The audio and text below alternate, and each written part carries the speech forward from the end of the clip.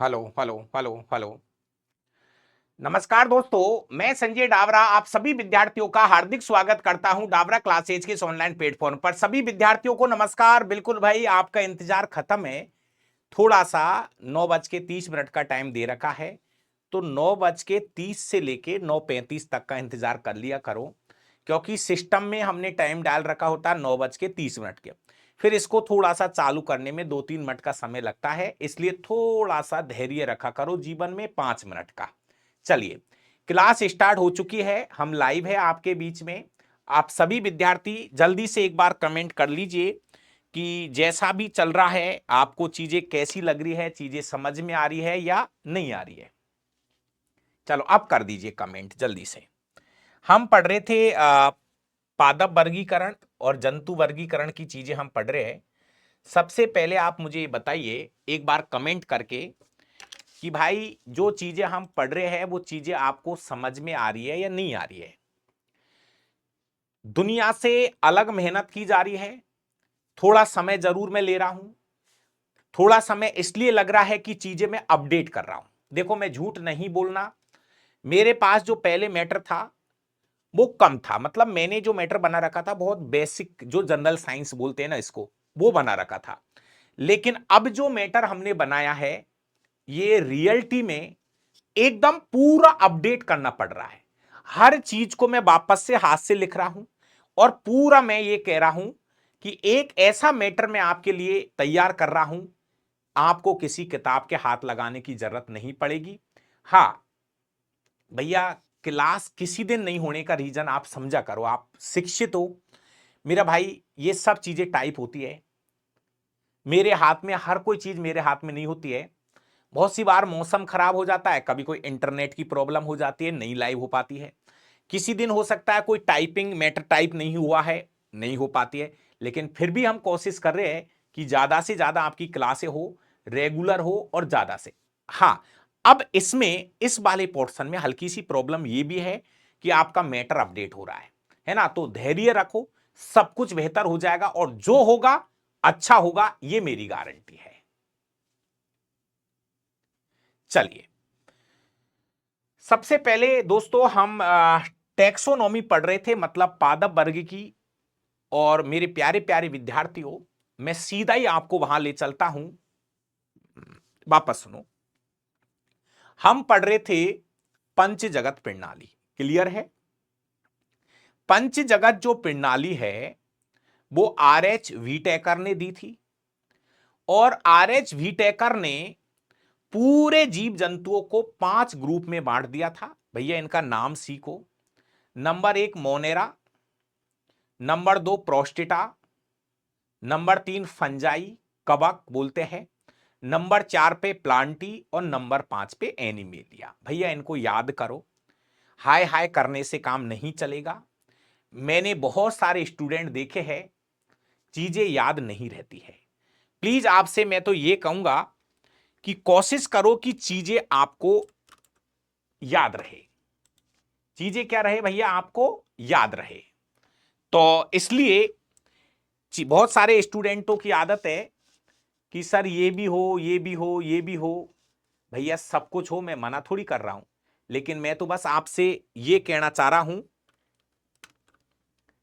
कि थोड़ा सा चीजों को याद करने की कोशिश करो।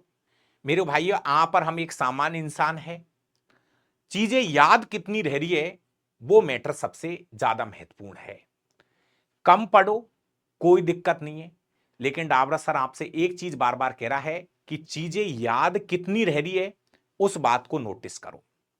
एक छोटी सी सूचना दोस्तों, मैं एप्लीकेशन पर आपको 50 टेस्ट पेपर फ्री कराने जा रहा हूं।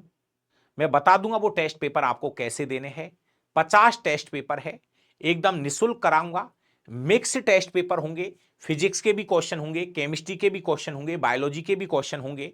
उसकी डेट टाइम उसकी वीडियो बना के डाल दूंगा, उसके ऊपर यहां ज्यादा जिक्र मत करिए। दोस्तों सीधा ही हम पंच जगत प्रणाली पे आ रहे हैं और पंच जगत प्रणाली से ही हम आगे बढ़ेंगे। ये रही पंच जगत प्रणाली। दोस्तों आपको पता है पंच जगत जो प्रणाली है वो RH वी तय करने दी थी, RH वी तय करने दी है पंच जगत प्रणाली। दोस्तों पंच जगत प्रणाली में पहला जो जगत है वो मोनेरा है, मोनेरा जगत की बात कर रहा हूं मैं। आज साइड में बहुत ज्यादा बातें नहीं करूंगा, मैं डायरेक्ट केवल मोनेरा जगत की बात करूंगा। दोस्तों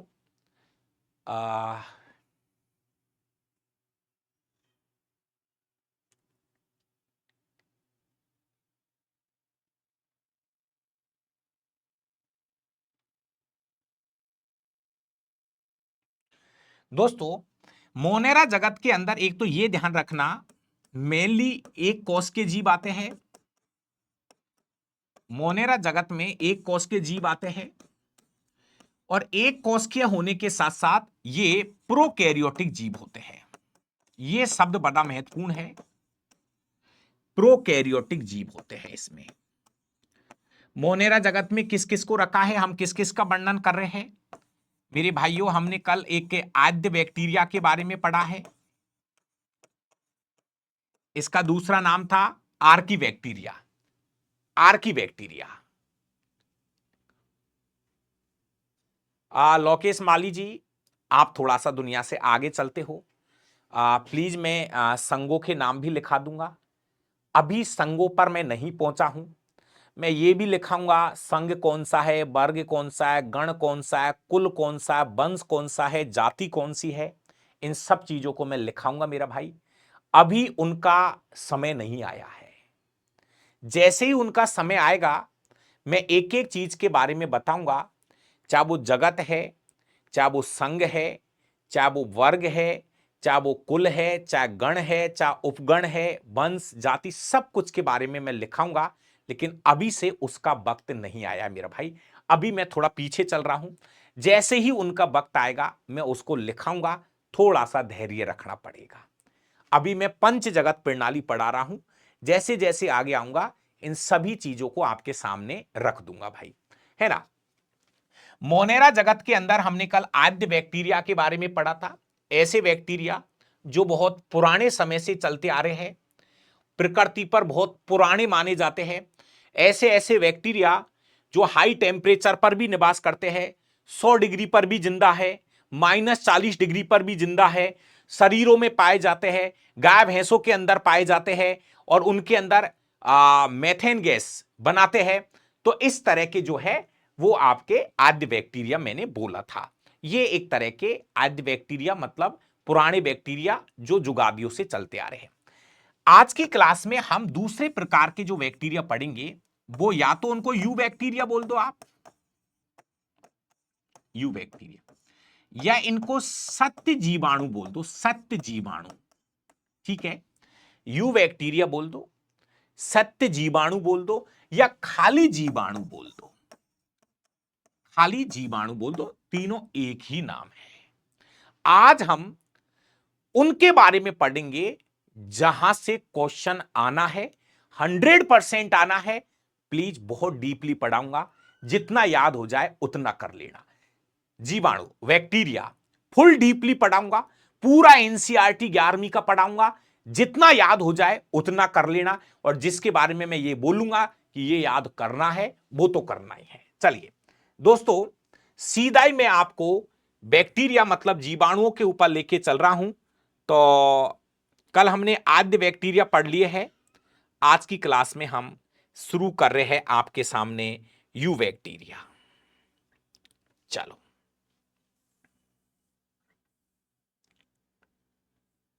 ये लो, थोड़ा समझना, ये है यू बैक्टीरिया। यू बैक्टीरिया बोल दो, सत्य जीवाणु बोल दो, सत्य जीवाणु बोल दो, या जीवाणु बोल दो। मैं और लिख देता हूं, इनको हम यू बैक्टीरिया बोल सकते हैं, सत्य जीवाणु बोल सकते हैं, या खाली जीवाणु बोल सकते हैं। दोस्तों एक एक क्वेश्चन, मैं तो मेरे भाई मैं ये कह रहा हूं जीवाणुओं के ऊपर 50 क्वेश्चन, 40 से 50 क्वेश्चन आपको सीखने हैं। कितने? 40 से 50 क्वेश्चंस। नंबर 1, बैक्टीरियाओं का अध्ययन विज्ञान की जिस शाखा में करते हैं बहुत सीधा है, बैक्टीरियोलॉजी। जीवाणुओं का अध्ययन विज्ञान की जिस शाखा में करते हैं उस शाखा का नाम बैक्टीरियोलॉजी है। बहुत सीधा क्वेश्चन है। बैक्टीरियाओं का अध्ययन क्या कहलाता है? बैक्टीरियोलॉजी कहलाता है। आना चाहिए, सीधा है लेकिन आना चाहिए। नंबर 2, दोस्तों जो जीवाणुओं की जो खोज है वो एंटोनी वान ल्यूवेनहॉक, एंटोनी वान ल्यूवेनहॉक ने की थी। ये जो डेट है ना, मैं कह रहा हूं प्लीज इसको बहुत ज्यादा याद मत करना। मुझे अच्छा लगा था, जहां मुझे ज्यादा से ज्यादा अच्छा लगा था वो डेट मैंने लिख दी है, लेकिन आपको नहीं भी याद करोगे चल जाएगा। ये याद करो कि जीवाणु की खोज किसने की है? एंटोनी वान ल्यूवेनहॉक। आप केवल ल्यूवेनहॉक भी बोल सकते हो, आप केवल ल्यूवेनहॉक भी बोल सकते हो। सुनो मेरे भाई, अब आप मुझे ये बताओ किसको ये याद है, किसको किसको याद है? एक बार यस कर देना। जीवित कोशिका को सबसे पहले देखने वाला वैज्ञानिक ल्यूवेनहॉक ही था। जीवित कोशिका को, जीवित कोशिका को, जीवित कोशिका को सबसे पहले देखने वाला जो वैज्ञानिक था वो एंटोनी वान ल्यूवेनहॉक था। कोशिका वाले चैप्टर में पढ़ाया है। कोशिका की खोज तो रॉबर्ट हुक ने की थी।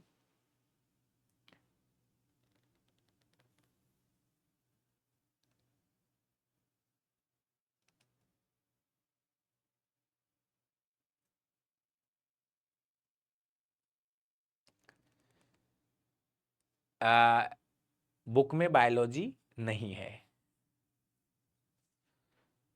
बुक में बायोलॉजी नहीं है तो कहां से लाऊं यार? उसमें देखो, शायद मुझे लगता है कि सब पढ़े लिखे हैं और उसकी हेडिंग पर लिख रखा है फिजिक्स केमिस्ट्री। अब यार इसको बहुत से भाई कह रहे हैं कि धोखा दे दिया गुरुजी ने, जिसके फ्रंट पे ये लिख रहा है कि भाई ये जो नोट्स है वो फिजिक्स केमिस्ट्री के नोट्स है। हाँ भाई, मैं इतना और कर दूंगा, उन भाइयों से बोल देना जैसे ही बायोलॉजी कंप्लीट लिखा हुआ जाएगी तो बायोलॉजी के जो नोट्स है हाथ से लिखे हुए ओरिजिनल वाले नोट्स जो है वो मैं आपको घर घर भिजवा दूंगा। कहने का मतलब आपको मैं ऑनलाइन प्रोवाइड करवा दूंगा। तो अभी तो बुक जो है 1100 बुक छपाई थी मैंने, तो ऐसा तो नहीं मैंने देश को लूट लिया हो। उन 1100 भाइयों से कह दूंगा कि भाई बायोलॉजी तैयार हो जाएगी, उसके जो नोट्स है उसकी पीडीएफ आपको मैं मोबाइल पे छोड़ दूंगा फ्री में। ऐसे नहीं, धोखाबाड़ी बात डावरा सब नहीं करता है। 200 300 400 रुपए में साइंस पढ़ा रहा है यार। आना कभी जयपुर तब बताऊंगा 5000 रुपए कैसे देते हैं साइंस पढ़ने के। उसको कहते लूटना। कभी जयपुर आओगे और विज्ञान पढ़ने के 5000 रुपए दोगे तब पता चलेगा विज्ञान की कीमत क्या होती है। मेरे भाई 300 400 500 रुपए में साइंस पढ़ा रहे आपको। अगर कोई स्टूडेंट इसको लूटना कह देगा तो भले पढ़ाना ही बंद कर दूंगा। भगवान की दया से सब कुछ है अपने पास में।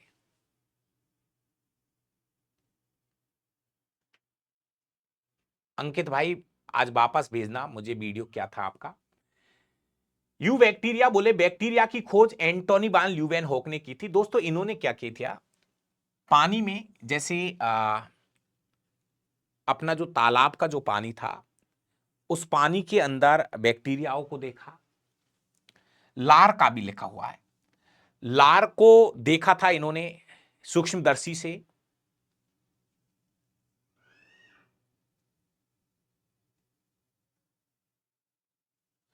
इसके बाद में दांत से खुरचे महल के अंदर जीवाणु को देखा था। दोस्तों जीवाणु की बात कर रहा हूं, पहले इसको पढ़ लो, सब कुछ जो भी सुविधा होगी वो मैं कर दूंगा। प्लीज अब पहले इसको पढ़ लीजिए। जीवाणु की खोज एंटोनी वान ल्यूवेनहॉक ने की थी। किसमें? पानी के अंदर भी देखा था उन्होंने, लार में भी देखा था, और दांत का जो कचरा होता है उसके अंदर भी जीवाणुओं की क्या की थी? खोज की थी। दोस्तों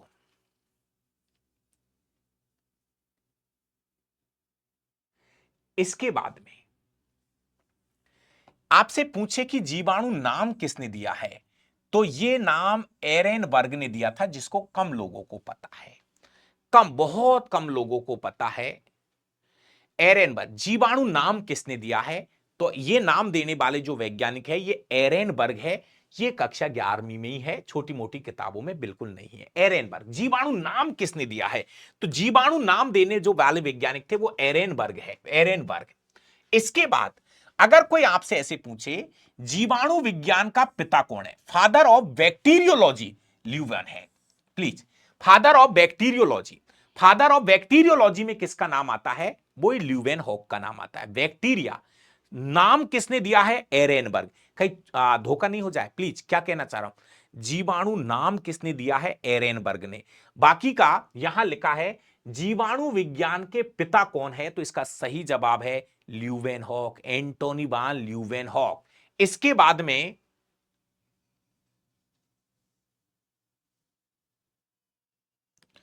बाद में सूक्ष्म जीव विज्ञान का पिता कौन है? सूक्ष्म जीव विज्ञान का पिता कौन है, तो इसका सही जवाब है Louis Pasteur, Louis Pasteur. Microbiology दोस्तों, माइक्रोबायोलॉजी, माइक्रोबायोलॉजी की बात कर रहा हूं मैं, माइक्रोबायोलॉजी की बात कर रहा हूं मैं। माइक्रोबायोलॉजी के जनक कौन है? ध्यान रखना, लुई पाश्चर है। अलग अलग शब्द है, प्लीज इनको अच्छे से नोट कर लीजिए।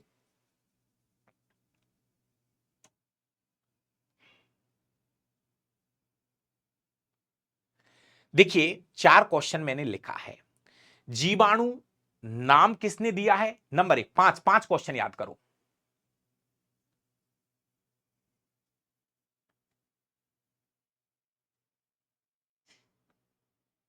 5 क्वेश्चन है।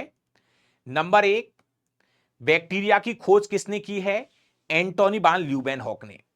बैक्टीरिया नाम किसने दिया है? एरेनबर्ग ने। जीवाणु विज्ञान, जीवाणु विज्ञान के जनक कौन है? ल्यूवेनहॉक। माइक्रोबायोलॉजी, माइक्रोबायोलॉजी जहां पर सूक्ष्म जीवों का अध्ययन किया जाता है।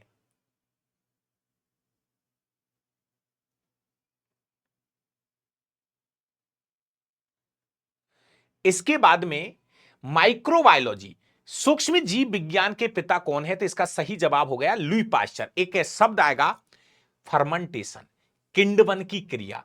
फर्मेंटेशन पे काम किया था इन लोगों ने। फर्मेंटेशन मतलब किण्वन। जैसे शराब बनाने की जो प्रक्रिया होती है, यीस्ट वगैरह से शराब बनाने की, एथिल एल्कोहल बनाने की जो क्रिया होती है उसको बोलते हैं फर्मेंटेशन। तो फर्मेंटेशन पे काम किया था लुई पाश्चर ने। एक और शब्द है आधुनिक जीवाणु विज्ञान का पिता कौन है? आधुनिक जीवाणु विज्ञान का पिता कौन है? तो भैया रॉबर्ट कोच का नाम आता है, क्योंकि इन्होंने एंथ्रेक्स जीवाणु की खोज की थी। एंथ्रेक्स जीवाणु की खोज की थी। मेरे भाई 5-6 क्वेश्चन है, सीधे सीधे वन लाइनर क्वेश्चन है जो कि आपको याद रखने हैं। जीवाणु, देखिए जीवाणु विज्ञान के पिता ल्यूवेनहॉक, और आधुनिक जीवाणु विज्ञान के पिता जो है वो रॉबर्ट कोच को कहा जाता है। इन्होंने एंथ्रेक्स जीवाणु की खोज की है, एंथ्रेक्स जीवाणु की खोज की है दोस्तों। चलिए अब हम पढ़ेंगे जीवाणुओं के कुछ सामान्य लक्षण। तो आराम से, बड़े ठंडे दिमाग के साथ आप चीजों को नोट करिए। नंबर 1, जीवाणुओं की पहली खासियत है कि ये सर्वव्यापी होते हैं। अपने आप में एक बहुत बड़ा शब्द है, रटो मतो। बैक्टीरिया सर्वव्यापी होते हैं, मतलब ये जल, थल, नभ, वायु, हवा, मतलब गर्मी, बहुत ठंडी, बर्फ, आग, मतलब कहने का मतलब आप ये मान लो सर्वव्यापी होते हैं, जो अति उच्च ताप पर भी मिल सकते हैं, अति न्यून ताप पर भी मिल सकते हैं, पानी में ये रहते हैं, थल में ये रहते हैं, हवा में ये रहते हैं, कहीं भी हो सकते हैं। एक ही लाइन है, उन सबको नहीं पढ़ के बस ये रहा, इसमें सब कुछ आ गया। क्लियर है? नंबर 2, ये एक कोश की है, प्रोकैरियोटिक अति सूक्ष्म जीव है। ये हम शुरू से पढ़ रहे तैयार है दोस्तों। एक बार मैं क्लियर कर दूं, हम मोनेरा जगत पढ़ रहे हैं। आपको ये बात एकदम क्लियर हो चुकी है। सर ये चीजें मैं तीसरी बार बोल रहा हूं। हम मोनेरा जगत पढ़ रहे हैं, और मोनेरा जगत के अंदर जो जीव आते हैं वो एक कोश की है, प्रोकैरियोटिक जीव होते हैं। एक कोश के प्रोकैरियोटिक जीव होते हैं, एक कोश के प्रोकैरियोटिक जीव होते हैं। इतनी बार बोल दिया जिसकी कोई हद नहीं भाई साहब। सीधी सी बात है, एक कोश के प्रोकैरियोटिक जीव है, तो इनमें केंद्रक का क्या होता है, अभाव होता है। सबको पता चल गया कि इनमें केंद्रक का क्या होता है, अभाव होता है। इनमें केंद्रक का क्या होता है, अभाव होता है। इसके साथ साथ मेरे भाई कोशिका भित्ति जो है, इनकी जो कोशिका भित्ति है वो म्यूकोपेप्टाइड की बनी होती है। इनकी कोशिका भित्ति जो है वो म्यूकोपेप्टाइड की बनी होती है। यह क्वेश्चन आपको याद करना पड़ेगा। इनकी जो कोशिका भित्ति है वो म्यूकोपेप्टाइड की बनी होती है। यह बात आपको बिल्कुल ही अच्छे से याद करनी पड़ेगी। म्यूकोपेप्टाइड की बनी होती है। पूरी ताकत लगा लो, जितना लगा सकते हो। विज्ञान बार बार नहीं पढ़नी है। एक चीज मैं आपको ये बार बार कह रहा हूं, यूट्यूब पर मैंने फिजिक्स के और केमिस्ट्री के इतने सारे न्यूमेरिकल कराए हैं, इतनी सारी क्लासें लगाई है। प्लीज हर बार कह रहा हूं, यूट्यूब से फिजिक्स के क्वेश्चन, केमिस्ट्री के क्वेश्चन बार बार पढ़े, 100 बार पढ़े। एक भाई कह रहा मुझे कुछ दिख नहीं रहा। मेरे भाई आवाज आ रही है तो एक बार वापस आ जाओ, एप्लीकेशन से थोड़ी देर के लिए बाहर आ जाओ, फिर वापस से लॉगिन करो और लाइव क्लासेज पर क्लिक करो, बिल्कुल सही चल जाएगी क्लास।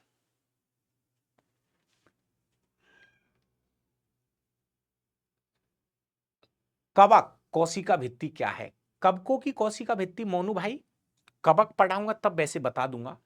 कवक का मतलब होता है फफूंद, फंगस। और कवकों की जो कोशिका भित्ति होती है वो पहले भी मैंने बता दिया, खैर लेकिन फिर बोल दूं, कवकों की जो कोशिका भित्ति है वो काइटिन की बनी होती है। काइटिन मतलब कार्बोहाइड्रेट। कवक पढ़ाऊंगा अभी, कवक तो आ ही रहा है, फिर भी कवकों की जो कोशिका भित्ति है वो काइटिन की बनी होती है। वापस सुनो, वापस सुनो। पहला नंबर, कोशिका भित्ति मेनली सेलुलोज की बनी होती है। कोशिका भित्ति मेनली सेलुलोज की बनी होती है। लेकिन फिर कवक में अलग है, कवकों की कोशिका भित्ति काइटिन की बनी रहती है। फिर बैक्टीरिया अलग है, आद्य बैक्टीरिया अलग है, फिर वो चीजें अलग अलग चली जाती है। लेकिन नंबर एक, कवकों की जो कोशिका भित्ति है वो आपकी काइटिन की बनी होती है। मेनली जो कोशिका भित्ति है, जितनी भी मुख्यतः जो कोशिका भित्ति है वो सेलुलोज की बनी होती है। चलो आगे देखो, बैक्टीरिया के, इनकी जो कोशिका भित्ति है वो म्यूकोपेप्टाइड की बनी होती है। ये बात हमने लिख ली है। इनमें डीएनए व आरएनए दोनों पाए जाते हैं। दोस्तों जैसे बैक्टीरिया, ऐसे समझ लो इस बैक्टीरिया के अंदर डीएनए भी होगा और आरएनए भी होगा। डीएनए और आरएनए दोनों पाए जाते हैं। लेकिन एक छोटी सी चीज बोल रहा हूं, जब हम वायरस के बारे में कभी पढ़ेंगे, वायरस, तो वायरस में एक शब्द आता है, ध्यान से सुनना क्या बोल रहा हूं। वायरस के बारे में जब मैं आपको पढ़ाऊंगा तो वायरस में डीएनए या आरएनए पाया जाता है। इसका मतलब समझो, बहुत बड़ी ताकत बता रहा हूं ये भाई साहब। वायरस के अंदर डीएनए या आरएनए होता है, दोनों में से एक पाया जाएगा। जब हम वायरस पढ़ेंगे तो मैं ये कहना चाह रहा हूं, वायरस के अंदर एक चीज होगी, या तो डीएनए होगा या आरएनए होगा। लेकिन बैक्टीरिया के अंदर, बैक्टीरियाओं में डीएनए और आरएनए दोनों मौजूद होते हैं। डीएनए भी पाया जाता है, आरएनए भी पाया जाता है। श्वसन अंग के रूप में मीजोसोम है, ये मीजोसोम पाया जाता है। ये वाली जो भित्ति होती है ना दोस्तों, इस वाली भित्ति पर ही ऐसे समझो, ये होता है मीजोसोम। क्योंकि माइटोकॉन्ड्रिया तो होता नहीं है इनमें, कल भी बताया है, बहुत तीसरी बार बता रहा हूं ये चीजें मैं। जो प्रोकैरियोटिक जीव होते हैं उनमें माइटोकॉन्ड्रिया नहीं होता है, माइटोकॉन्ड्रिया नहीं होता है। तो इनकी जो कोशिका भित्ति होती है उस पर ये बलन, अंतर बलन पाए जाते हैं। इन पे पाया जाता है मीजोसोम, यहां से श्वसन की क्रिया करते हैं। जनन जो है सामान्यतः विखंडन के द्वारा होता है।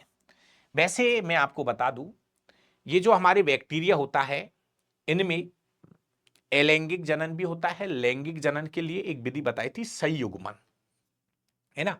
बाकी आपसे पूछे कि अलैंगिक जनन में कौन सी विधि काम में लेते हैं, विखंडन विधि काम में लेते हैं। कौन सी विधि काम में लेते हैं, विखंडन विधि काम में लेते हैं। आगे सुनिए, अधिकांश जीवाणु में पर्णहरित का अभाव होता है।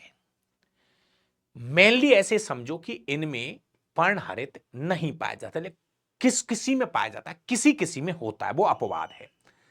ये परपोषी होते हैं, भोजन के लिए दूसरों पर निर्भर रहते हैं, भोजन के लिए दूसरों पर निर्भर रहते हैं। भाई अगर पर्णहरित होता तो अपना भोजन खुद बना लेते ये, लेकिन इनमें पर्णहरित नहीं होता है, ये भोजन के लिए दूसरों पर निर्भर रहते हैं। या फिर ये मृतोपजीवी भी होते हैं, मतलब सड़ी गली मरी चीजों से भी अपना भोजन प्राप्त कर लेते हैं। या फिर ये परजीवी भी हो सकते हैं, मतलब ये दूसरों के शरीर में भी पाए जा सकते हैं। वापस सुनो दोस्तों, हम पढ़ रहे हैं बैक्टीरिया के बारे में। तो बैक्टीरिया में पर्णहरित नहीं पाया जाता है, मतलब ये अपना भोजन खुद नहीं बना सकते, तो या तो भोजन के लिए दूसरों पर निर्भर रहते हैं, तो इनको हमने परपोषी बोल दिया, भोजन के लिए दूसरों पर निर्भर रहते हैं। कुछ बैक्टीरिया ऐसे हैं जो सड़े गली मरी चीजों से अपना भोजन प्राप्त करते हैं, तो इसको हमने मृतोपजीवी बोल दिया।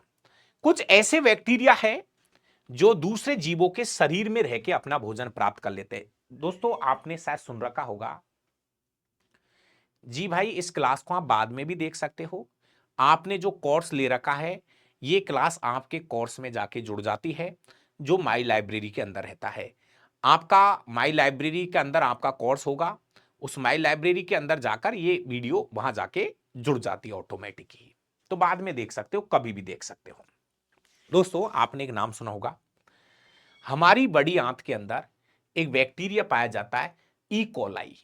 बोला है मैंने, फिर बोल रहा हूं, हमारी बड़ी आंत में एक बैक्टीरिया पाया जाता है ई कोलाई नामक एक बैक्टीरिया, जो विटामिन बी 12 के निर्माण में सहायता करता है। मतलब हमारी आंतों में बैक्टीरिया पाए जाते हैं। हाँ, तो बैक्टीरिया नुकसानदायक भी होते हैं, तो बैक्टीरिया लाभदायक भी होते हैं। आगे बढ़ो। हाँ, प्रकाश संश्लेषी जीवाणु, कुछ जीवाणु होते हैं जिनमें प्रकाश संश्लेषण की क्रिया पाई जाती है।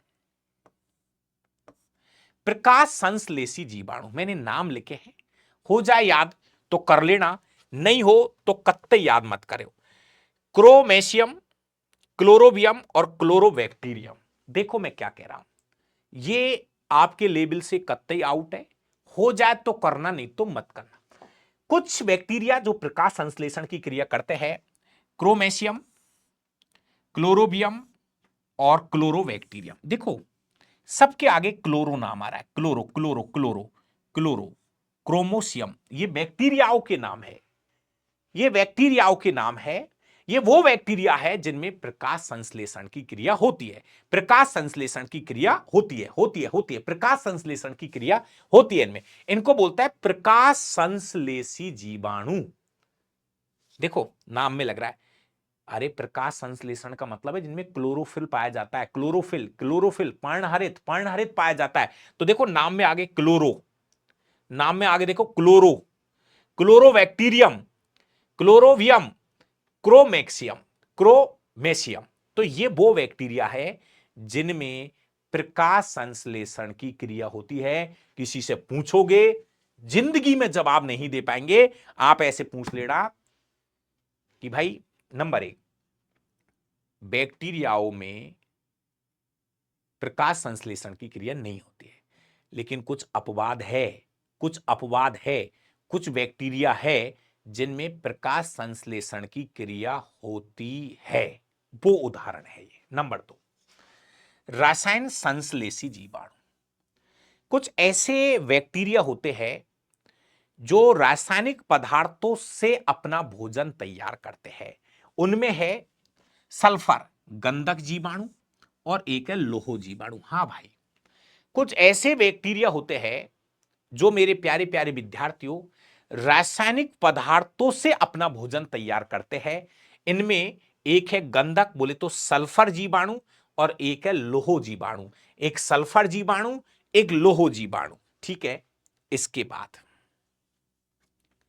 मृतजीवी, वो बैक्टीरिया जो सड़े गले मरी चीजों से अपना भोजन प्राप्त करते हैं, वो होते हैं बैसिलस जीवाणु। बैसिलस प्रजाति के जीवाणु होते हैं, बैसिलस प्रजाति के जीवाणु होते हैं जो मरी हुई चीजों से अपना भोजन प्राप्त, मृतोपजीवी बोलते हैं इनको, मृतोपजीवी। परजीवी, इसमें उदाहरण है जेंथोमोनास कोरोनी, एक ही नाम है कोरोनी बैक्टीरियम। देखो मैं क्या कह रहा हूं,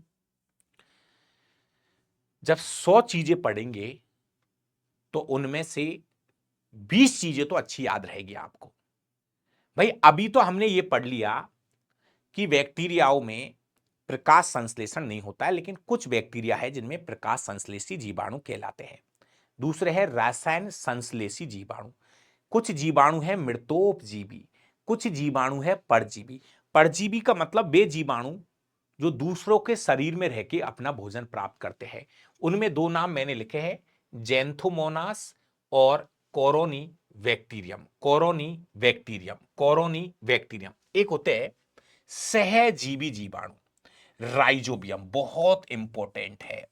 सहजीवी जीवाणु का मतलब है मेरे से आप फायदा उठाओ, आपसे मैं फायदा उठाऊंगा। सहजीवी, मेरे भाई मैं तुझको खाने को देता हूं कुछ, उसके बदले आप भी मुझे कुछ दे दो खाने के लिए, हम दोनों खुश है, दोनों खुश है, दोनों जिंदा रहेंगे। सहजीवी जीवाणु, राइजोबियम बैक्टीरिया। दोस्तों आपको एक छोटी सी बात यही बोल दूं, आपने पढ़ा होगा एक चक्र आता है नाइट्रोजन चक्र। नाइट्रोजन चक्र जिसमें क्या होता है, जो पेड़ पौधे जो होते हैं वो डायरेक्ट नाइट्रोजन नहीं लेते, तो जो आपके जैसे चना है तो चना की जड़ देखना, चने की जो जड़ें होती है उनमें हल्की हल्की सी गांठें पाई जाती है। जो चने होते हैं, जो दालें होती है, उनकी जड़ें देखना, उन जड़ों में छोटी छोटी सी गांठें पाई जाती है। उन गांठों में पाए जाते हैं ये राइजोबियम बैक्टीरिया। और ये बैक्टीरिया दोस्तों कहीं ना कहीं नाइट्रोजन को नाइट्रोजन के यौगिकों में बदलते हैं। नाइट्रोजन को नाइट्रोजन के यौगिकों में बदलते हैं तो पौधों के लिए भी अच्छा है, और फिर पौधों से ये अपना भोजन प्राप्त कर लेते हैं, तो दोनों के लिए अच्छा है। वो नाइट्रोजन को नाइट्रोजन के यौगिकों में बदल रहे हैं और वो उनसे वो भोजन प्राप्त कर रहे हैं, तो दोनों के लिए ये हो गया, इसको बोलते हैं सहजीवी। अगला, जीवाणुओं का जो आकार दे रखा है वो लंबाई में दे रखी है लगभग 2 से 5 माइक्रोन। जो बैक्टीरिया होता है उनका आकार लगभग 2 माइक्रोन से 5 माइक्रोन तक होता है। बड़े बड़े बैक्टीरिया भी है, लंबे लंबे बैक्टीरिया भी है। लंबे का मतलब ऐसा नहीं हो कोई ऐसे इतने इतने लंबे, मतलब है सूक्ष्मदर्शी से दिखेंगे लेकिन काफी बड़े भी है। अब मेनली जो आकार बताया है 2 माइक्रोन से 5 माइक्रोन तक की इनकी लंबाई बताती है। सबसे बड़ा जो जीवाणु बताया है उसका नाम कुछ ऐसा लिखा है, बेगियाटोआ मिस्वरिसिस।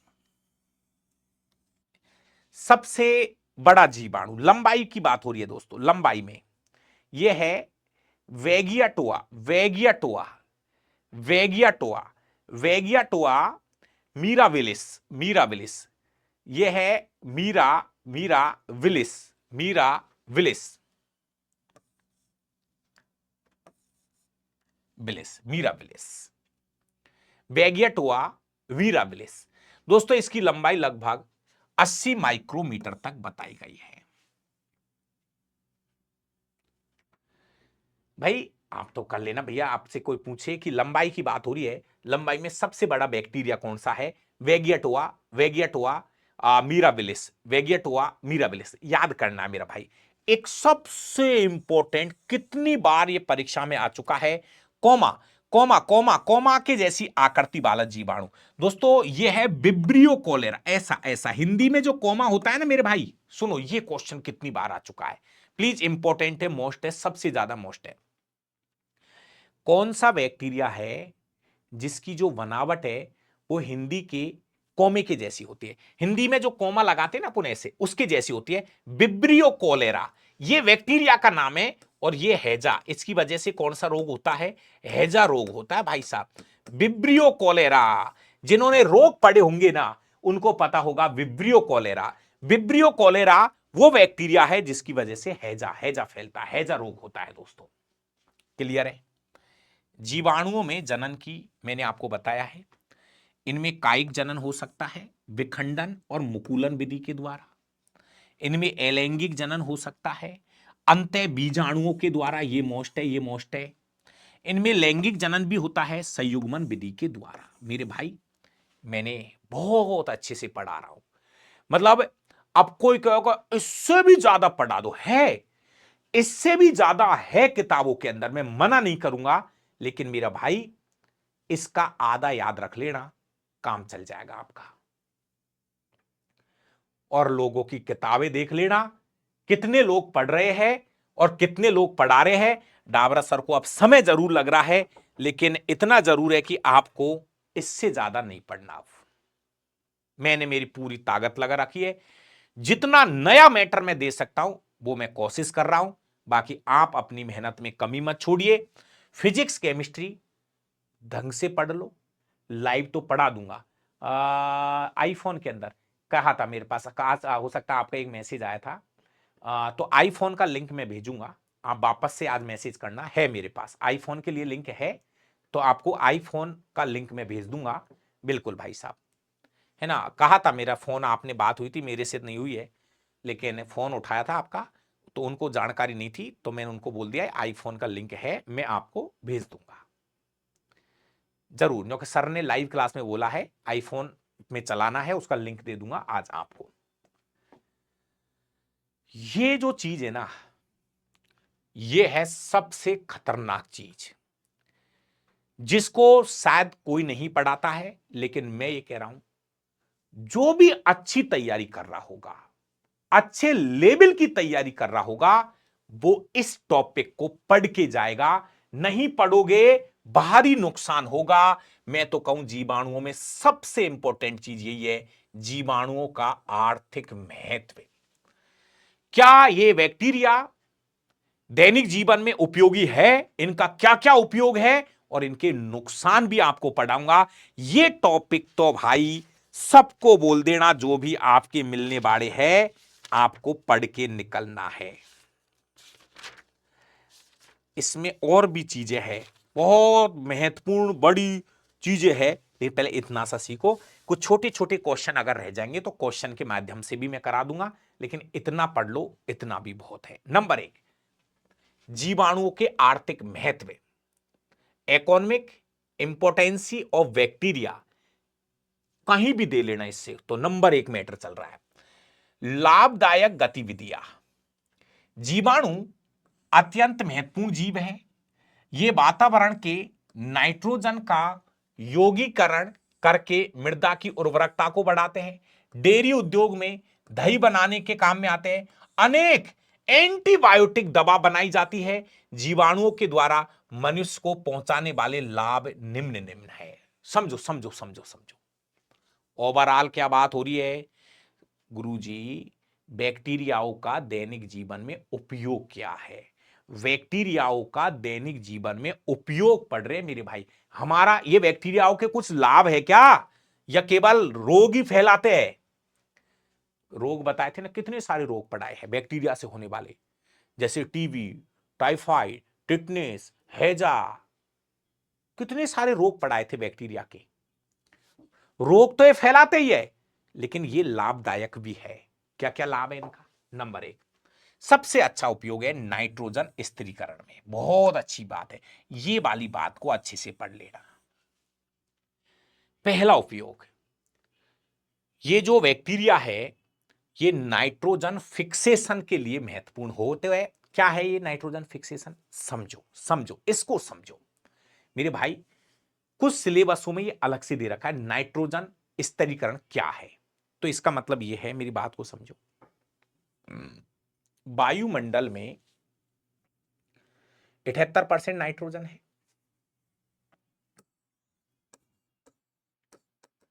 वायुमंडल में 78% नाइट्रोजन है। दोस्तों पेड़ पौधे कार्बन डाइऑक्साइड को तो सीधा ले लेते हैं पत्तियों के द्वारा, पेड़ पौधों को CO2 चाहिए होती है, तो पेड़ पौधे कार्बन डाइऑक्साइड जो गैस होती है उसको सीधा ले लेते हैं, पत्तियों के द्वारा सीधा ग्रहण कर लेते हैं। लेकिन पेड़ पौधे नाइट्रोजन को सीधा ग्रहण नहीं कर सकते। वायुमंडल में 78% नाइट्रोजन है, लेकिन पेड़ पौधे नाइट्रोजन को डायरेक्ट नहीं ले सकते। पेड़ पौधे नाइट्रोजन को डायरेक्ट नहीं ले सकते। चाहिए, उपयोगी है, जरूरी है, नाइट्रोजन जरूरी है पेड़ पौधों को, लेकिन वो डायरेक्ट नहीं ले सकते। तो कैसे लेते गुरुजी? ये नाइट्रोजन को पहले जो पेड़ों की जो जड़ें होती है, पेड़ों की जड़ों में कुछ जीवाणु पाए जाते हैं। वो जीवाणु इस नाइट्रोजन को पहले नाइट्रोजन के यौगिकों में बदलते हैं। पहले इस नाइट्रोजन को नाइट्रोजन के यौगिकों में बदला जाएगा, फिर नाइट्रोजन के यौगिकों से पेड़ पौधे नाइट्रोजन ग्रहण करेंगे। तो कौन है वो जो नाइट्रोजन को नाइट्रोजन के यौगिकों में बदलेंगे? वो बैक्टीरिया है, वो जीवाणु है जो वायुमंडल की नाइट्रोजन को नाइट्रोजन के यौगिकों में बदलते हैं।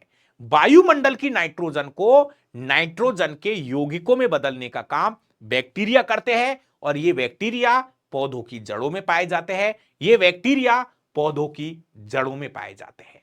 अब वापस सुनो, ध्यान से सुनना।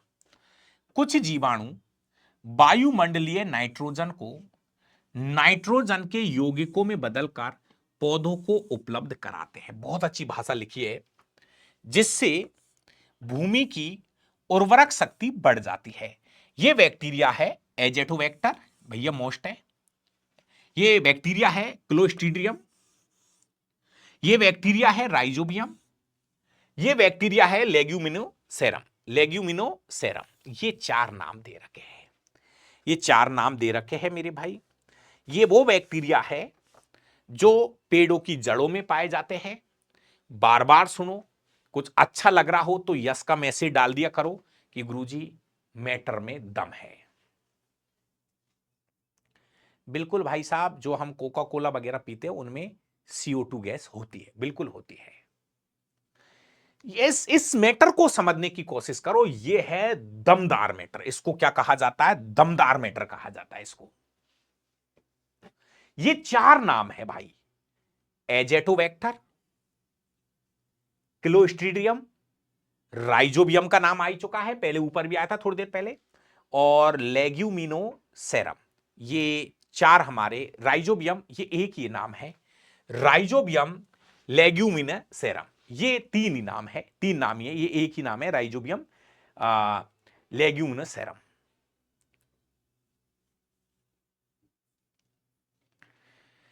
चलिए रामदयाल भाई, बहुत बढ़िया। पहला उपयोग हो गया नाइट्रोजन स्थिरीकरण में। ये बैक्टीरियाओं के नाम याद करने। दूसरा है नाइट्रीकरण जीवाणु। ये क्या करते हैं? ये दो प्रकार के होते हैं मेरे भाई, समझो इसको।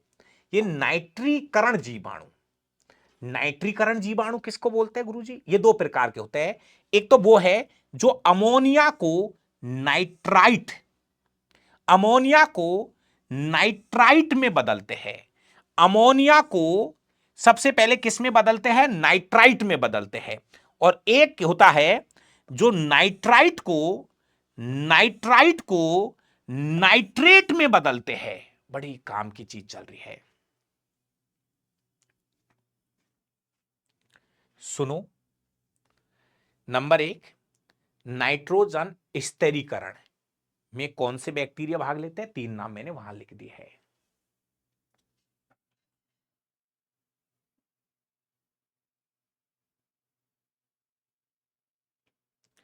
वापस सुनो, नाइट्रोजन स्थिरीकरण का काम क्या है? यहां क्या बोला है? नाइट्रोजन को नाइट्रोजन के यौगिकों में बदलने का काम। वापस भाषा समझो, शब्दों को समझो। नाइट्रोजन को नाइट्रोजन के यौगिकों में बदलने का काम कौन करते हैं? ये बैक्टीरिया करते हैं। अगला एक शब्द आया है नाइट्रीकरण जीवाणु। नाइट्रीकरण जीवाणु का क्या मतलब है? नंबर एक, जो अमोनिया को नाइट्रेट में बदलेगा और नाइट्राइट को नाइट्रेट में बदलेगा। पहला काम है अमोनिया को नाइट्राइट। भाई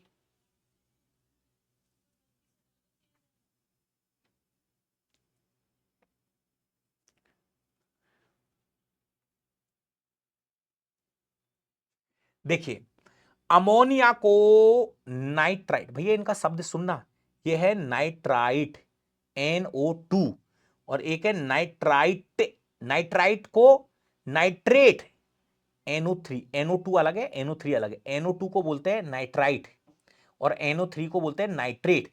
तो यहां पे बैक्टीरियाओं को ध्यान रखना। अमोनिया को नाइट्राइट में बदलने वाला जो बैक्टीरिया होता है उसको बोलते हैं नाइट्रोसोमोनास। बैक्टीरिया है, ये बैक्टीरिया है। फिर नाइट्राइट को आगे नाइट्रेट में बदलने का काम करते हैं नाइट्रो बैक्टीरिया। दो बैक्टीरिया है, नाइट्रोसोमोनास, याद करना पड़ेगा यार, इसलिए कह रहा हूं ये वो चीज है। बहुत सी बार बच्चे ऐसे कहते हैं ना, पेपर दे के आते हैं जब, सर पता ही नहीं क्वेश्चन ही जहां कहां से आए, गुरुजी पता ही नहीं क्वेश्चन। अरे यार, पेपर तो कहीं से नहीं आता, पेपर तो किताबों से ही आ रहा है मेरा भाई। लेकिन मैं आपसे बस बार बार एक ही चीज कहना चाह रहा हूं कि प्लीज आप इनको पढ़े, इनको याद करें, इनको लिखे, तब जाके चीजें आपको याद रहेगी। तो यह है नाइट्रीकरण जीवाणु। नाइट्रीकरण जीवाणु दो प्रकार के हैं, एक तो अमोनिया को नाइट्राइट में बदलेगा NO2 में, और NO2 को, एक बैक्टीरिया है जो NO2 को NO3 में बदलेंगे, NO2 को NO3 में बदलेंगे। ये दो बैक्टीरिया, ये हो गया। तीसरा अमोनीकरण। ये क्या शब्द आया है अमोनीकरण? अमोनीकरण का मतलब है यह जीवाणु प्रोटीन तथा अन्य पदार्थों को अमोनिया में बदल देते हैं। ऐसे बैक्टीरिया ऐसे बैक्टीरिया ऐसे बैक्टीरिया जो प्रोटीन तथा अन्य पदार्थों को अमोनिया में बदलना, देखो नाम से पता चल रहा अमोनीकरण। जैसे मान लीजिए कुछ प्रोटीन है, उन प्रोटीनों को अमोनिया में बदला जाएगा, उसको बोलते हैं अमोनीकरण। और यह काम करेगा bacillus bacillus माइकाइडिस माइकाइडिस bacillus माइकाइडिस bacillus माइकाइडिस।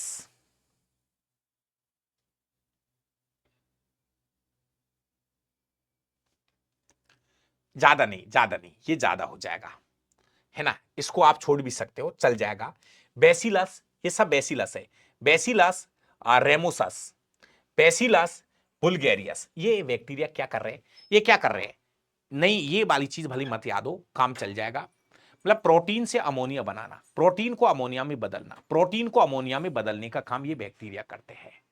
Protein को अमोनिया में बदलने का काम ये बैक्टीरिया करते हैं। तीसरा, पहला उपयोग हम पढ़ रहे हैं मेरे भाई, समझो। नंबर 1, जीवाणुओं का आर्थिक महत्व। पहला, कृषि में, ये कृषि में हो रहा है, ये वाला काम है कृषि में। पहला पॉइंट हो गया हमारा कृषि में, महत्वपूर्ण तो यही है। बैक्टीरियाओं का उपयोग पढ़ रहे हैं हम, पहला उपयोग हमने पढ़ा है कृषि में। दूसरा उपयोग, ये नॉर्मल सी बात है, खाद्य श्रृंखला में, इसको तो मैं वैसे ही समझा दूंगा, समझने की कोशिश करो दोस्तों। जैसे मान लीजिए थोड़ी देर के लिए ध्यान से सुनना, ये घास है, प्लीज इससे समझना इसको। तो ये घास है, घास को टिड्डा ने खा लिया, टिड्डा को कोई कीट खा गया,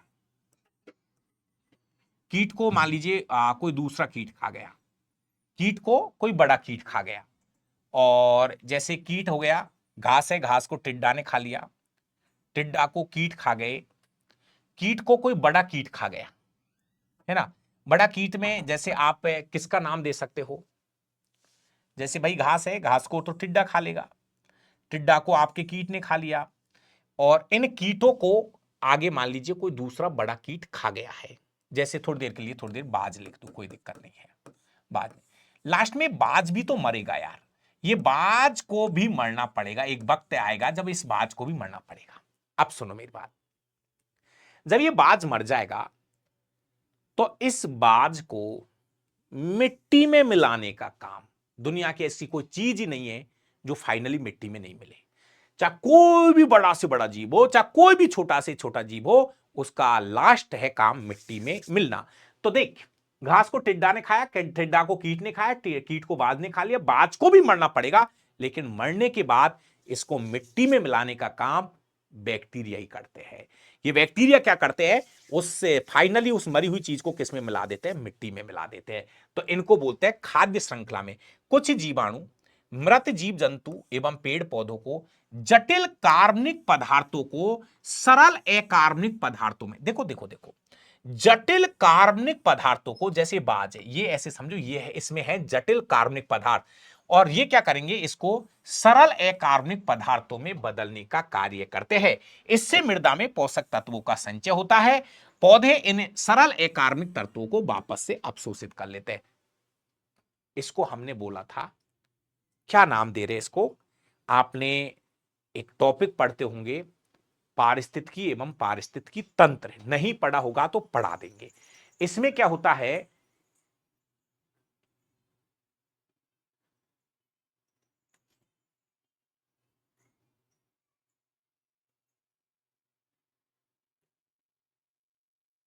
रामदयाल भाई, मैंने इस वाली कोचिंग से भी पढ़ा है, 8 महीने में साइंस में कुछ भी नहीं समझ में आया, पहली बार आपसे समझ में आई है साइंस।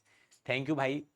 कैसे भी करो, देसी भाषा में सीखो और क्वेश्चनों को करके देखो, तब मजा आएगा। क्वेश्चन सही होंगे ना, तब मानूंगा कि मेरी मेहनत काम में आ रही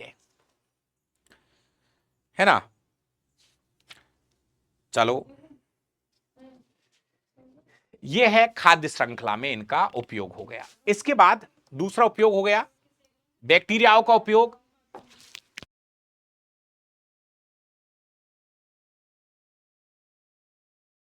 हाँ भाई, खाद्य श्रृंखला में ध्यान रखना, खाद्य श्रृंखला का मतलब है लास्ट में कोई चीज मरेगी तो उसको मिट्टी में मिलाने का काम बैक्टीरिया करते हैं। तीसरा, डेयरी उद्योग में, क्या बैक्टीरियाओं का उपयोग डेयरी उद्योग में भी करते हैं? हाँ, कुछ जीवाणु दूध में उपस्थित लैक्टोज शर्करा शर्करा को लैक्टिक अम्ल में फर्मेंटेशन करते हैं, किण्वित करते हैं, जिससे दूध खट्टा हो जाता है।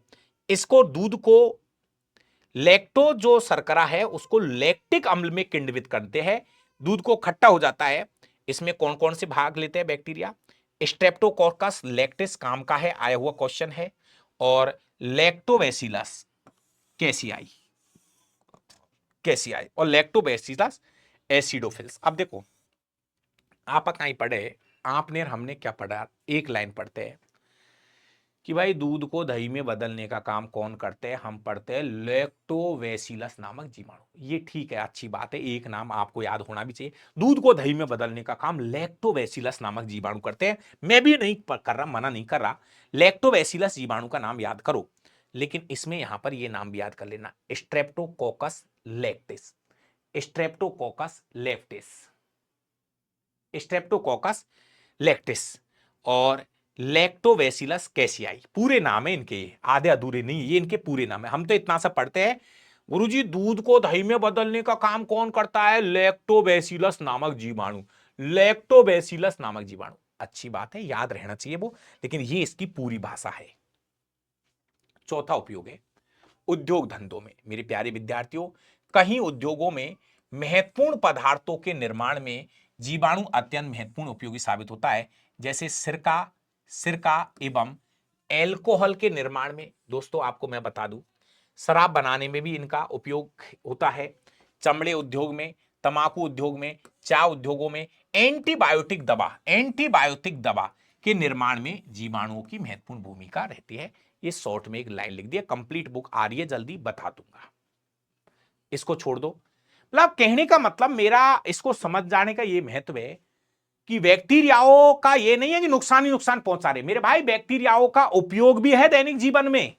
अगला, मानव की आंत में सहजीवी के रूप में, ये मोस्ट है दोस्तों। मैंने कहा था कि हमारी बड़ी आंत में एक ई कोलाई नामक बैक्टीरिया पाया जाता है, हमारी आंत में ई कोलाई नामक एक बैक्टीरिया पाया जाता है, हमारी आंत में ई कोलाई नामक एक बैक्टीरिया पाया जाता है, हमारी आंत में एक ई कोलाई नामक बैक्टीरिया पाया जाता है जो सहजीवी के रूप में रहता है। ये पाचन क्रियाओं में क्या करता है? सहायता।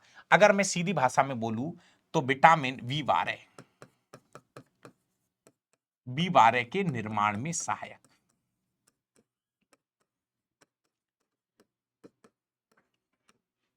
यह हमारे शरीर में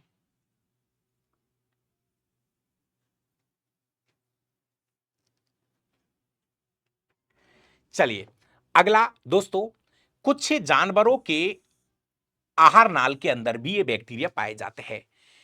कुछ जीवाणु जैसे जैसे रोमिनोकोकस एल्वस, कुछ जीवाणु है रोमिनोकोकस एल्वस, शाकाहारी प्राणियों के मतलब पशु बोल सकते हैं कि रोमेन में पाए जाते हैं और सेलुलोज को पचाने में सहायता करते हैं। जैसे मेरे भाई, गाय भैंस का जब आप आहार नाल देखोगे, जब आप गाय भैंस का आहार नाल देखोगे तो उसमें एक जगह होती है रोमेन। जैसे अपने होते हैं ना छोटी आंत बड़ी आंत, ऐसे उनके अंदर होता है एक संरचना होती है, उसको हम बोलते हैं रोमेन। तो उसमें पाए जाते हैं बैक्टीरिया जो सेलुलोज को पचाने में सहायता करते हैं। सेलुलोज भाई वो घास फूस खाते हैं, जानवर क्या करते हैं, घास फूस खाते हैं, वो सेलुलोज को पचाने के लिए भी बैक्टीरिया हेल्प करते हैं, बैक्टीरिया हेल्प करते हैं, बैक्टीरिया हेल्प करते हैं। ये ज्यादा इंपॉर्टेंट है, इन सब में ज्यादा इंपॉर्टेंट है। भाई साहब सुनो मेरी बात, बहुत सारे जो वायरस के रोग हो जाते हैं, वायरस बैक्टीरिया नहीं बोल रहा हूं, वायरस बोल रहा हूं। जब वायरस के रोग हो जाते हैं तो उनसे रिलेटेड दवा, उनको खत्म करने के लिए जो दवा बनाई जाती है,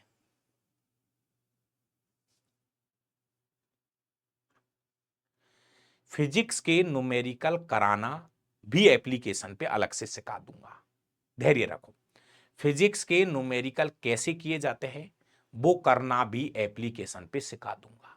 अब सुनो, एंटीबायोटिक दवा, वायरस के रोगों से लड़ने की जो दवाई बनाई जाती है वो बैक्टीरियाओं से तैयार की जाती है। सुनो मैं क्या बोल रहा हूं, जैसे मान लीजिए कोई इस वायरस का रोग हो गया, तो अब उसकी दवा लानी है, तो आपने कभी सुनना मेडिकल की दुकान पे लोग क्या बोलते हैं, ये लो एंटीबायोटिक दवा ले लो, ये लो एंटीबायोटिक दवा।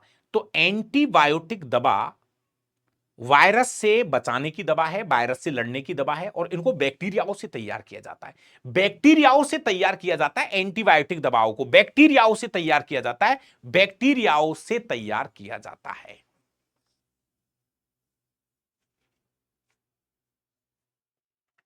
सुनो, एंटीबायोटिक सूक्ष्म जीव द्वारा स्त्रावित ऐसे रासायनिक पदार्थ है जो अन्य सूक्ष्म जीवों की, मतलब वायरस, अन्य सूक्ष्म जीवों की वृद्धि और विकास को अवरुद्ध करते हैं। एंटीबायोटिक पदार्थ रोगों के ठीक करने के काम में आते हैं। अधिकांश एंटीबायोटिक, अधिकांश, मैं ये नहीं कह रहा 100%, अधिकांश एंटीबायोटिक जो दवा है वो बैक्टीरियाओं से ही प्राप्त होती है, जो मैं नीचे कुछ बता रहा हूं। समझो, जैसे शरीर में वायरस की मात्रा बढ़ रही है, उसको कम करना है, एंटीबायोटिक दवा दी जाती है, और वो एंटीबायोटिक दवा बैक्टीरियाओं से तैयार की जाती है, बैक्टीरियाओं से तैयार की जाती है। कुछ मैंने यहां लिस्ट तैयार करी है, देखो ये नाम है स्ट्रेप्टोमाइसिन, ये एंटीबायोटिक दवा है जिसको इस बैक्टीरिया से तैयार किया जाता है, स्ट्रेप्टोमाइसिस ग्रेसियस से तैयार किया जाता है। इसका ये खोजकर्ता का नाम लिख रहा है, कोई मतलब नहीं है। क्लोरो टेट्रासाइक्लिन, क्लोरोटेक, ये एंटीबायोटिक दवा है। इरिथ्रोमाइसिन, ये एंटीबायोटिक दवाओं के नाम लिखे हैं। इनको बैक्टीरियाओं से तैयार किया जाता है। एंटीबायोटिक जो दवा होती है इनको बैक्टीरियाओं से तैयार किया जाता है। मल निस्तारण में इनका उपयोग बैक्टीरियाओं का। हां, कृत्रिम जलाशयों में, ये बात को समझना, ये क्या है, इसका मतलब ये नहीं है कि हमारे जो लेटरिन करते हैं उसको निकालने में हेल्प करते हैं, नहीं नहीं नहीं, लेटरिन को निकालने में क्या हेल्प करेंगे, ये शब्द को समझो, क्या है मल निस्तारण का क्या मतलब है। बहुत सारे, जैसे नदियां जो बह रही है, उन नदियों के अंदर ऐसे ऐसे बैक्टीरिया है जो लोग जैसे मान लीजिए अपना गंदा पानी नदी में जा रहा है, मान लीजिए हमारा जो मलमूत्र है वो नदियों में जा रही है, लेकिन नदियों के अंदर कुछ ऐसे बैक्टीरिया है जो उस मलमूत्र को खा जाते हैं और उसका निस्तारण कर देते हैं। कभी आप देखोगे, जैसे गंगा का पानी है मेरा भाई, गंगा का पानी में भी बहुत सारा मलमूत्र का पानी जा रहा है, लेकिन फिर भी गंगा का पानी शुद्ध है, क्योंकि उसके अंदर कुछ ऐसे जीवाणु पाए जाते हैं। गंगा नदी के अंदर, आप मुझे कमेंट करके बताओगे, गंगा नदी के अंदर भी कुछ ऐसे जीवाणु पाए जाते हैं जो इन मल मूत्रों का निस्तारण कर देते हैं, मतलब उनको खा लेते हैं और पानी में से खत्म कर देते हैं, और गंगा का पानी शुद्ध आपको मिलेगा। वो बड़ा शब्द है। कृत्रिम जलाशयों में मलमूत्र आदि एकत्रित करके जीवाणुओं द्वारा उनका ऑक्सीकरण किया जाता है। इस क्रिया में निकलने वाली CO2 शैवाल उपयोग में ले लेते हैं। ये शैवाल ऑक्सीजन छोड़ देते हैं। ऑक्सीजन मलमूत्र के ऑक्सीकरण में उपयोगी होती है। शैवाल तथा जीवाणु मल व्यवस्था ताल में सहजीविता।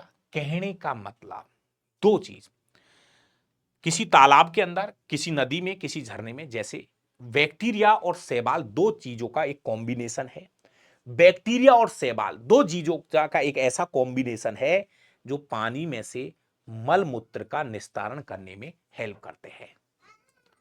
चलिए एक लास्ट, इसका कोई बहुत ज्यादा वो नहीं है, आनुवांशिक अभियांत्रिकी, ये इसका कोई वो नहीं है, फिर भी अपन इसको कर लेंगे। देखो जेनेटिक्स इंजीनियरिंग में भी इसका यूज हो रहा है, ये बहुत हाई लेवल की बात हो, ये वाली ये वाली जो बात है ये बहुत हाई लेवल की बात हो गई। दोस्तों आजकल एग्रोबैक्टीरियम ट्यूमेरिफेरस नामक जीवाणु पौधों में जीन्स के स्थानांतरण में प्रयोग और प्रयुक्त किए जा रहे हैं। ये बिल्कुल हटा दोगे, आपकी रेंज से बहुत दूर है, छोड़ दो। लेकिन एक चीज शब्द आ रहा है, ये है बहुत अच्छा शब्द, वेरी वेरी मोस्ट, बैसिलस थ्रुंजेसिस। बहुत नाम आएगा, कुछ भाइयों ने ये नाम सुना है, किसी ने नाम नहीं सुना है ना। ये दूसरा है, इसको जैसे ये वाला जो पॉइंट है, ये वाला, ये तो लाभ पढ़ रहे हैं, कल इनकी पढ़ेंगे हानि, नुकसान, बैक्टीरियाओं के नुकसान क्या है, हानिकारक गतिविधियां, नुकसान क्या है इनके, नुकसान कल पढ़ लेंगे। लेकिन एक लास्ट जो लाइन है वो मैं इसको आपको पढ़ा देता हूं। दोस्तों ये नाम है बैसिलस, कर लेना ये तो यार, मुझे काफी परीक्षाओं में आ गए नाम, इसलिए कह रहा हूं, बैसिलस थ्रुनजेंसिस नामक जीवाणु से कपास तथा अन्य पादपों में कीटनाशी प्रोटीन का कीट संकेतन करने वाली वीटी जीन स्थानांतरित की गई है, जिनको पराजीनी कपास का यह पादप जो कि वीटी कहलाता है, वाल कृमि के लिए प्रतिरोधी का काम करते हैं। मतलब दोस्तों कुछ ऐसी ऐसी फसलें पैदा की जा रही है, तो उनके अंदर ये जो ना वीटी कपास होता है, तो इसके अंदर कुछ ऐसे बैक्टीरियाओं को सेट किया गया है जो कि इसको नुकसान पहुंचाने वाले जीवाणुओं को क्या कर देता है, नष्ट पहुंचा देता है। मैं क्या कहना चाह रहा हूं, मेरी बात को सुन लो। एक होता है जैसे कपास जो होता है ना, मेरी लाइन सुन लो, इसको छोड़ो। दोस्तों कपास की जब खेती की जा रही थी तो कपास के अंदर कुछ ऐसे जीव पैदा हो गए जिससे उस कपास को नष्ट कर देते थे। वैज्ञानिकों को सोचा यार ऐसा हो क्या रहा है, यार ऐसी क्या चीज है जो कपास होता है उसको नष्ट कर देता है। लेकिन अब उसमें क्या किया वैज्ञानिकों ने, एक बैक्टीरिया डाल दिया, बैसिलस बैसिलस थ्रुइंजेसिस। इस बैक्टीरिया को उसमें ऐड किया, उसकी जीन के अंदर ऐड किया। तो जब दोस्तों जब अब कपास जब पैदा हो रही है तो कपास के अंदर पहले से बैक्टीरिया डाल दिया। अब ये बैक्टीरिया क्या करेगा, जो सूक्ष्म जीव है जो उसको नुकसान पहुंचा रहे थे, जो सूक्ष्म जीव उस कपास को खत्म कर दे रहे थे, उससे लड़ने का काम ये करता है बैसिलस थ्रुइंजेसिस नामक एक, हाँ बीटी कॉटन एक शब्द सुना होगा, ये आता है, वीटी कॉटन नाम सुना होगा।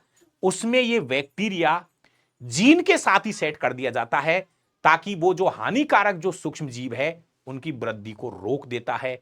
तो कहने का मतलब इंजीनियरिंग फील्ड में भी इन जीवाणुओं का उपयोग किया जा रहा है।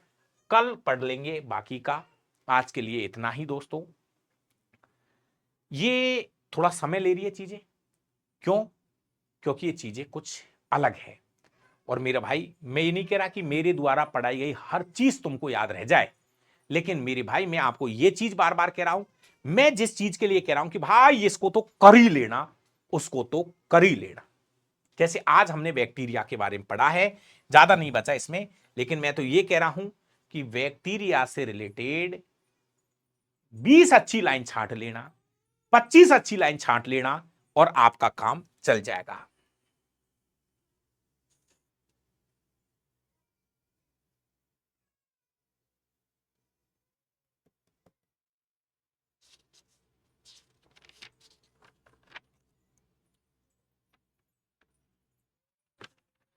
चलिए आप सभी भाइयों को बहुत बहुत धन्यवाद।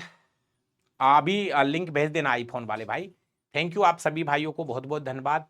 बाकी मेरा काम मेहनत का है, आपका काम है इसमें से कुछ अच्छी चीजों को याद रखना, बाकी का कल शनिवार है, फिर भी कोशिश करूंगा क्लास हो जाए। बाकी का शनिवार को हम गांव चले जाते हैं, माँ बाप बहन भाई सब रिश्तेदार हैं। चलिए, थैंक यू, गुड नाइट।